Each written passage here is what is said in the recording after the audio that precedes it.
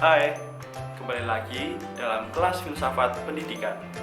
Saya Jeremy Dion Agusta dari Fakultas Filsafat Universitas Katolik Widya Mandala Surabaya.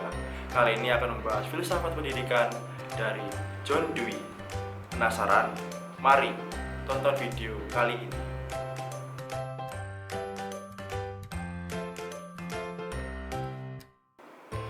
John Dewey lahir pada tanggal 20 Oktober 1859. Ia merupakan anak ketiga dari 4 bersaudara dari pasangan Archibald Spurgeon Dewey dan Lucina Artemisia Rich dari Burlington, Vermont.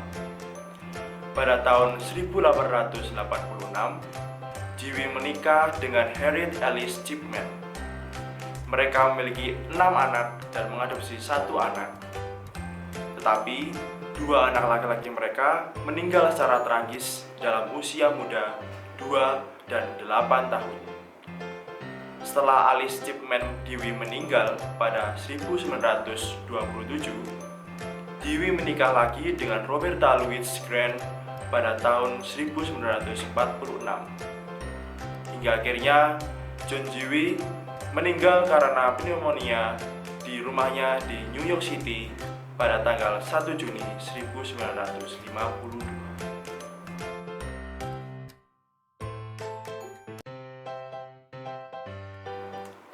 Dewey dibesarkan di Burlington, di gereja Kongregasionalis, dan bersekolah di sekolah umum.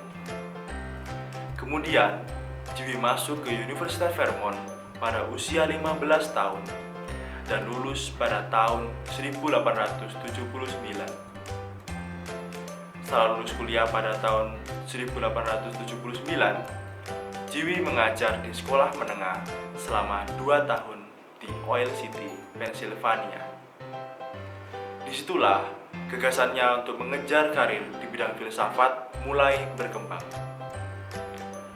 Waktu berikutnya dihabiskan di Vermont untuk belajar filsafat dengan mantan profesor H.S.P. Torrey. Selain itu, editor Journal of Speculative Philosophy dari St. Louis, Hegelius Y.T. Harris, mendorong Dewey memutuskan untuk menghadiri sekolah pascasarjana filsafat di Universitas Johns Hopkins, Baltimore pada tahun 1882. Keluarga dan reputasi Dewey sebagai seorang filsuf dan psikolog tumbuh di berbagai universitas, termasuk University of Michigan dan University of Minnesota. Di Michigan, Dewey mengembangkan hubungan profesional dengan waktu yang lama bersama James Hayden Tufte dan George Herbert Mead. Selama tahun-tahun di Columbia, reputasi Dewey tumbuh tidak hanya sebagai filsuf terkemuka dan ahli teori pendidikan, tapi juga sebagai komentator penting pada isu-isu kontemporer karena kontribusinya yang sering dimuat dalam majalah populer seperti The New Republic and Nation. Kemasyhurannya sebagai filsuf dan pendidik menyebabkan banyaknya undangan untuk dirinya mengajar kuliah di tempat akademis dan populer. Di Johns Hopkins, Dewey dibimbing orang-orang intelek yang kuat dan menarik yang memiliki pengaruh kuat padanya. George Sylvester Morris, seorang filsuf Hegelian terlatih Jerman, membeberkan Dewey pada model organik dari karakteristik alam idealisme Jerman. G. Stanley Hall, salah satu psikolog eksperimental Amerika, juga mengapresiasi Dewey atas kekuatan metodologi ilmiah yang diterapkan pada ilmu manusia. Pertemuan sudut pandang ini mendorong pemikiran awal Dewey dan menetapkan tujuan umum idenya sepanjang karir filosofisnya. Pada tahun 1894, Dewey mengikuti Tufte ke Universitas Chicago yang baru didirikan. Selama bertahun-tahun di Chicago, idealisme awal Dewey memberi jalan kepada teori pengetahuan berbasis empiris yang sejalan dengan mazhab pemikiran Amerika yang kemudian berkembang yang dikenal sebagai pragmatisme.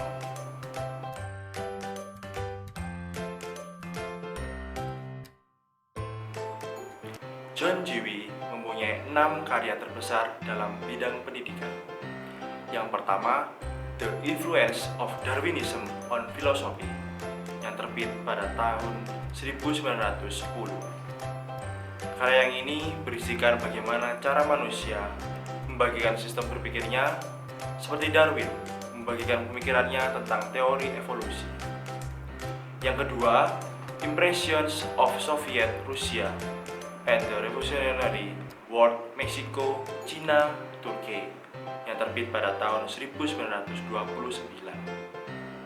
Karya yang ini berisikan bagaimana pengalamannya dalam melihat sistem pendidikan di berbagai negara yang ia kunjungi.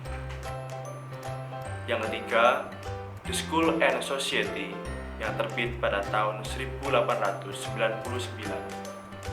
Karya yang ini berisikan tentang dinamika dan sistem pendidikan di sekolah yang ia dirikan. Yang keempat, Experience and Education, yang terbit pada tahun 1938. Karya yang ini berisikan pendapatnya bahwa pengalaman itu penting dalam proses hidup manusia, yang membuat manusia mampu mendalami dan memaknai pengalaman sehingga menjadi pedoman hidup di waktu yang akan datang. Yang kelima, Democracy and Education, yang terbit pada tahun 1916. Karya yang ini berisikan makna dan tujuan pendidikan yang membuat anak didik berperan aktif dalam dunia sosial yang ia hadapi. Yang keenam, Experience and Nature pada tahun 1925. Karya yang ini berisikan pembahasan tentang pengalaman dan kodrat manusia.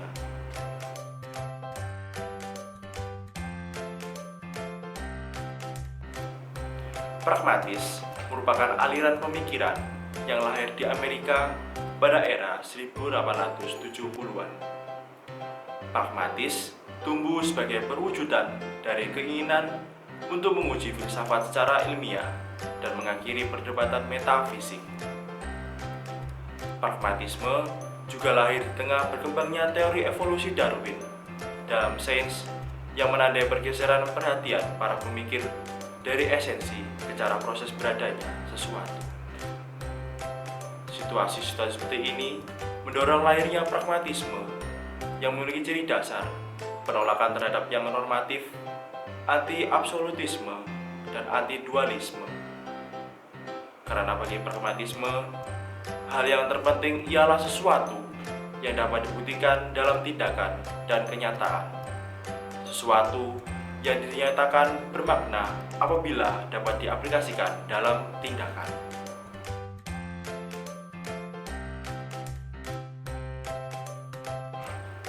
Pragmatisme memiliki 3 ciri khas. Yang pertama, tidak mempertanyakan hal yang normatif. Pragmatis tidak mempertanyakan hakikat makna normatif, seperti apa itu kebaikan atau apa itu kebenaran, melainkan menjelaskan masalah filsafat yang harus mampu dijelaskan konsekuensi konkretnya. Yang kedua, anti-absolutisme. Pragmatisme menolak metafisika sebagai ide umum yang tetap dan terpisah dari pengalaman aktual. Yang ketiga, anti-dualisme. Pragmatisme menolak hakikat realitas sebagai sesuatu yang terpecah-pecah, melainkan sebagai suatu realitas yang terbukti dalam tindakan.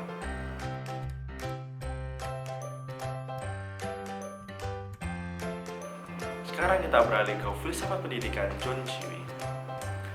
Selain Charles Sanders Peirce dan William James, Dewey juga terkenal sebagai salah satu pendiri pragmatisme Amerika pada abad ke-20. Berbeda dari kedua pendiri pragmatisme tersebut, Dewey mempunyai pendapatnya sendiri tentang pragmatisme. Menurutnya, pragmatisme merupakan metode penyelidikan ilmiah yang berasal dari praktek hidup. Karena itu, pragmatisme Dewey memiliki konsekuensi tidak hanya dibayangkan saja atau sekedar teori, tetapi sungguh merupakan hasil dari tindakan dan aksi.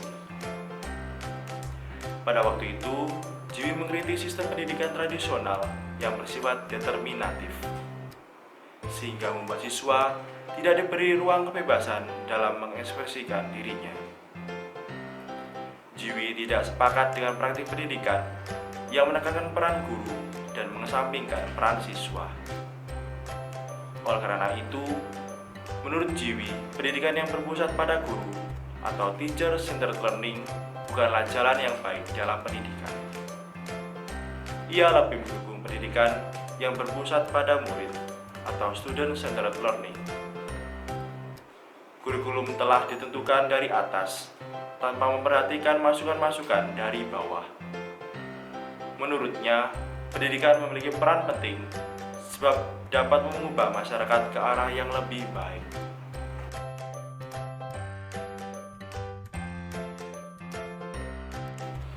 Tujuan pendidikan menurut Jiwi adalah membangun sikap hidup yang demokratis.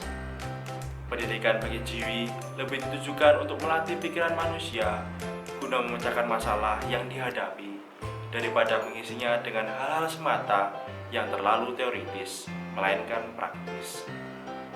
Pendidikan merupakan latihan kebiasaan hidup demokratis. Pengertian yang demokratis ini memiliki dua unsur. Yang pertama, demokrasi tidak hanya berarti munculnya beragam menurut kepentingan umum, melainkan juga kepercayaan yang besar yang harus dihargai demi kepentingan-kepentingan tersebut sebagai kontrol sosial. Yang kedua, demokrasi tidak hanya berarti interaksi yang lebih bebas antara kelompok-kelompok sosial, tetapi juga perubahan kebiasaan sosial yang terus disesuaikan dengan kondisi yang baru.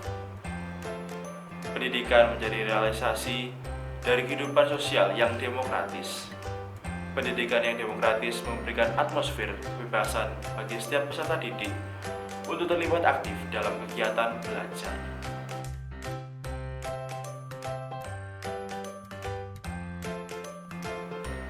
Kelemahan filsafat pendidikan Jiwi berakar pada asumsi dasar mengenai kebenaran dalam pragmatisme Jiwi. Teori kebenaran dalam pragmatisme Jiwi menyatakan penyataan atau gagasan benar sejauh memiliki konsekuensi pemecahan masalah dalam kenyataan. Sebagaimana pragmatisme James, pragmatisme Jiwi melihat kebenaran parsial. Kriteria pemecahan masalah tidak sama dengan kebenaran.